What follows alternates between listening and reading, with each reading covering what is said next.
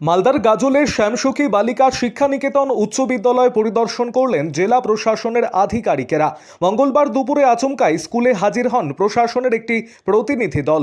পরিদর্শন দলে ছিলেন মহকুমা শাসক গাজলের বিডিও সুমন ঘোষ, যুগ্ম বিডিও মীর সোহেল শেখাওয়াত সহ জেলা প্রশাসনের একাধিক আধিকারিকেরা। এদিন স্কুলে পৌঁছে বিভিন্ন বিষয় খতিয়ে দেখেন প্রশাসনিক কর্তারা। বিশেষ করে পড়ুয়াদের জন্য পরিবেশিত মিড ডে মিলের খাবার খেয়ে খাবারের মান যাচাই করেন তারা। পাশাপাশি স্কুলের একাধিক ক্লাসরুমে থাকা সিসিটিভি ক্যামেরার কার্যকারিতাও খতিয়ে দেখা হয়। পড়াশোনার পরিবেশ এবং শিক্ষার মান নিয়ে ছাত্রী এবং শিক্ষিকাদের সঙ্গেও কথা বলেন প্রশাসনিক আধিকারিকেরা। স্কুলের বিভিন্ন পরিকাঠামো এবং সামগ্রিক ব্যবস্থাপনা সম্পর্কে খোঁজ খবর নেন তারা। জানা গিয়েছে, গাজলে একটি অনুষ্ঠানে যোগ দিতে এসে প্রশাসনিক আধিকারিকেরা ওই স্কুলে পরিদর্শনে যান। সেই সুযোগেই স্কুলের বিভিন্ন বিষয় সরজমিনে তদারকি করেন তারা।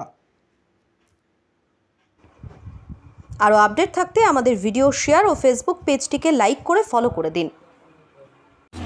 সেটা দেখতে এসেছিলাম আর মিড ডে মিলের একটু টেস্ট করলাম।